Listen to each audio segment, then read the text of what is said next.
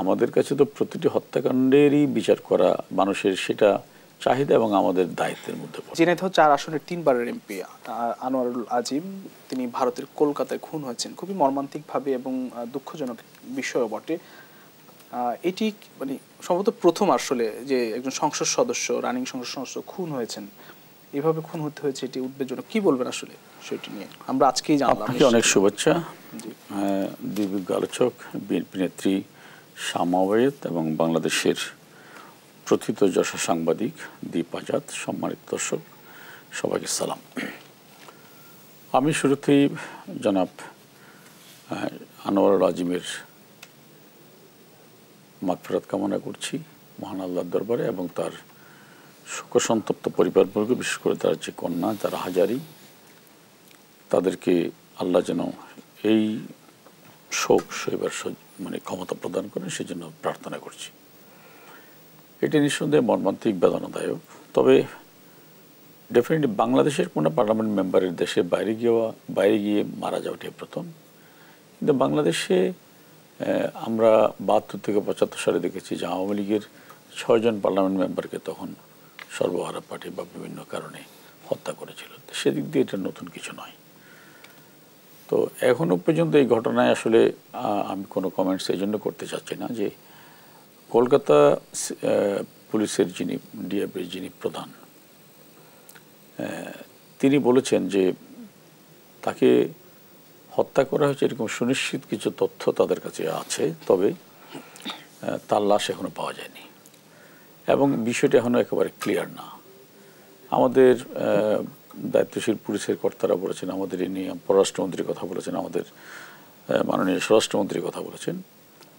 তো এবং তারাও কিন্তু এটা বলেছেন যে হ্যাঁ এটা হত্যাকাণ্ড হয়েছে, কিন্তু কীভাবে হয়েছে এখনও বিষয়টা সুস্পষ্ট না। সুতরাং এটা নিয়ে এখনও কোনো নির্দিষ্ট ব্যাখ্যা দেওয়া যে এটাই এই কারণে এই ঘটনা ঘটেছে এটা মুহূর্তে বলা যাবে না, যতক্ষণ না এটা ক্লু বের না হয়। বিশেষ করে আমাদের ডিবি পুলিশ এবং আমাদের স্বরাষ্ট্রমন্ত্রী যেটি বলেছেন যে তদন্তের স্বার্থে আমাদের অনেক কিছুই এখন আপাতত গোপন রাখতে হচ্ছে, কারণ সব কিছু যদি ক্লিয়ার হয়ে যায় তাহলে প্রকৃত আসামি যারা তাদের ধরা পড়া যাবে না। তবে মাননীয় প্রধানমন্ত্রী ইতিমধ্যেই আনোয়ারুল আজিমের কন্যার সাথে কথা বলেছেন এবং তাকে ধৈর্য ধরতে বলছেন, সহ্য করতে বলছেন যে, এবং এটাও বলা হয়েছে যে এই হত্যাকাণ্ডের সাথে যারাই জড়িত থাকুক না কেন তাদেরকে বিচারের আওতায় আনা। একটি বিষয় কিন্তু বাংলাদেশের একজন আইন প্রণেতা তিনি খুন হয়েছেন এবং একদম বাংলাদেশের সর্বোচ্চ যে জায়গাটি জাতীয় সংসদের আইন প্রণেতা। তো সেক্ষেত্রে আসলে এই ধরনের একটু হত্যাকাণ্ড বা অধ্যত্ত যারা দেখেছেন, ইতিমধ্যে ৩ জন গ্রেপ্তার হয়েছেন, রহস্য নিশ্চয় উন্মোচিত হবে এটি সবাই আশা করেন। কারণ একজন আইন প্রণেতা খুন হয়েছেন, সেটি যদি যারা দায়ী দোষী তারা ধরা না পড়ে সেটি খুবই দুঃখজনক হয়ে উঠবে আর কি। না, এরা ধরা পড়বে না এটা আমি মনে করব কেন? জি, এটা ভাবার কোনো কারণ নেই। হ্যাঁ, তো আমরা তো ঘটনার বিষয়টা মানে হত্যাকাণ্ডের বিষয়টা জানলাম আজকে। তো এটা তো ডেফিনেটলি যারা যেহেতু আইন প্রণেতা অবশ্যই গুরুত্বপূর্ণ ব্যক্তি, কিন্তু আমাদের কাছে তো প্রতিটি হত্যাকাণ্ডেরই বিচার করা মানুষের সেটা চাহিদা এবং আমাদের দায়িত্বের মধ্যে পড়ে। সেই জায়গা থেকে আওয়ামী লীগ কাজ করে যাচ্ছে। তো এখন আমি আগেই বলেছি আপনাকে যে ৭২ থেকে ৭৫ সালে দেশের ৬ জন পার্লামেন্ট মেম্বারকে হত্যা করা হয়েছিল। একজন পার্লামেন্ট মেম্বারকে প্রকাশ্য দিবালোকে ঈদের জামাতে হত্যা করা হয়েছিল। সেই বিভীষিকাময় দিনগুলোর কথা আমাদের অনেকের মনে আছে। হ্যাঁ, তো এটা ডেফিনেটলি এটা বিচারের আওতায় আনা হবে। বিএনপি মহাসচিব একটা কথা বলেছেন যে মৃত্যুর ঘটনার সঙ্গে দুর্নীতির বিষয়ে থাকতে পারে কিনা, এই ধরনের কি সংশয়ের কথা বলেছেন। এটি এবার জনাব ওবায়দুল কাদের আওয়ামী লীগ সাধারণ সভা তিনি বলেছেন যে এটি আসলে সমীচীন হয়নি। ডেফিনেটলি একটা বিষয় এরকম একটা নির্মম হত্যাকাণ্ডের সময় এখনো কোনো কিছু ক্লিয়ার না, এখানে আমি কি করে কথা বলি। বরং আমি মনে করি যে বিএনপি মহাসচিব এটা বলুক অথবা অন্য যে কে বলুক, এটা তো দায়িত্বশীল আচরণ হতে পারে না। এটা তো কোনো কিছুই ক্লিয়ার না যে এটা কি দুর্নীতি আছে নাকি কোনো অন্য কিছু আছে। এটা তো এটা বলে বরঞ্চ আমি তো মনে করি ঘটনাকে অন্যদিকে প্রভাবিত করার চেষ্টা করা হয়। এটা দায়িত্বশীল কোনো ব্যক্তিরা বলতে পারে না। যদি আমরা মনে করি যে এখান থেকে ক্লু বের করা উচিত, কারা কারা হত্যাকাণ্ডে যেহেতু আছে এটা জানা উচিত, তো এর আগেই এই ধরনের কথা বলে ফেলা। এখন উনি যেটা বলেছেন যে দুর্নীতির বিষয় থাকতে পারে, তাহলে মির্জা ফখরুল ইসলাম সাহেব জাতির কাছে প্রকাশ করুক যে এই দুর্নীতি হয়েছে সে কারণে তাকে মেরে ফেলা হয়েছে। এটা বলুক, ওনার কাছে এটা জাতির কাছে ক্লিয়ার করা উচিত আমি মনে করি। যদি উনি নিজ দাবির প্রতি আস্থাশীল হয় তাহলে তা অবশ্যই ওনার এটা উচিত জাতিকে এটা জানানো, যাতে তার খুনিরা সহজে পার না পায়, তার খুনিদেরকে যেন সহজে আইনের আওতা আনা যায়। বিএনপির মহাসচিব অথবা বিএনপির নেতৃবৃন্দ তো এইসব বিষয় নিয়ে অনেক উৎসাহী এবং ওই ধরনের কিছু দেখলে ওরা খুশিতে গদগদ হয়ে যায়। বিষয়টা এমন নয় যে আমেরিকা এই প্রথম পৃথিবীর কোন একজন ব্যক্তির উপরে স্যাংশন দিয়েছে।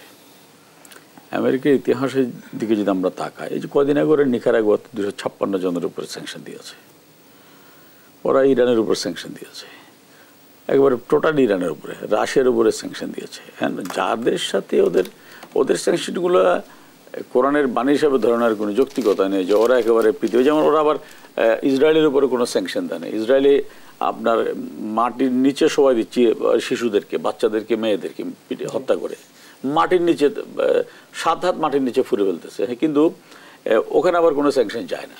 তো সুতরাং এই স্যাংশন দেওয়ার উদ্দেশ্য হচ্ছে কি, এইটা প্রথমত আমরা যেটা মনে করি এটা কোনো ইনস্টিটিউশনাল বিষয় না। উনি সেনাবাহিনী প্রধান থাকা অবস্থায় যদি এটা হতো তাহলে বলা যেত। এখন উনি এর পরে দিয়েছে, এটা উনি বুঝবে কিভাবে এটা কি করা যায় না যায়। আমরা এটা নিয়ে খুব বেশি উদ্বিগ্ন না, অথবা খুব একটা আমলও নিতে চাই না। কারণ আমেরিকা বিশ্বব্যাপী তাদের স্বার্থের যেখানে লাগে সেখানে তারা এই ধরনের কাজ করে থাকে। আজকে দেখুন যে জাতিসংঘে 143টি দেশ ইসরায়েলের পক্ষে ভোট দিল, কিন্তু তারা ঠিকই ভেটো দিল। অর্থাৎ ওরা কিন্তু কোনোভাবেই এটার পক্ষে আসলো না। তো সেখানে ওদের দুর্নীতি, ওদের মানবতা, ওদের গণতন্ত্র, ডেমোক্রেসি, এগুলো কিন্তু শুধু স্লোগানের মধ্যে নির্ভরশীল, সীমাবদ্ধ থেকে যায়, এর বাইরে আসে না। সুতরাং এটা নিয়ে আমি মনে করি না যে তা আমাদের খুশি হওয়ার কিছু আছে। বিএনপি খুশি হলে খুশি হতে পারে, তারা যদি এটা নিয়ে খুশি হয়ে মনে করে যে তাদের জন্য সুদিন আসতেছে, এটা তাদের জন্য তাদের বিষয়। যদিও বা আমরা নির্বাচনের আগেও দেখেছি যে বিএনপির মহাসচিব জনাব মির্জা ফখরুল ইসলাম আলমগীর বলেছিলেন যে আমেরিকা এবং পশ্চিমা বিশ্ব আমাদের সাহস যোগাচ্ছে। তো ওরা আমাদের কাছে সাহসও না, আবার ভয়ের কারণে না। আমাদের কাছে সাহস আমাদের জনগণ, আমাদের কাছে ভয়ও আমাদের জনগণ। আমরা সেটাই বিশ্বাস করি। 71 সালেও এই আমেরিকা আমাদের মুক্তিযুদ্ধের বিরুদ্ধে 7ম নৌবহর পাঠিয়েছিল এবং ভেটো দেওয়ার চেষ্টা করেছিল, কিন্তু আমরা সেদিনও জনগণের উপর নির্ভরশীল ছিলাম বলে জনগণের সাথে নিয়ে আমরা মুক্তিযুদ্ধে জয়লাভ করতে পেরেছিলাম।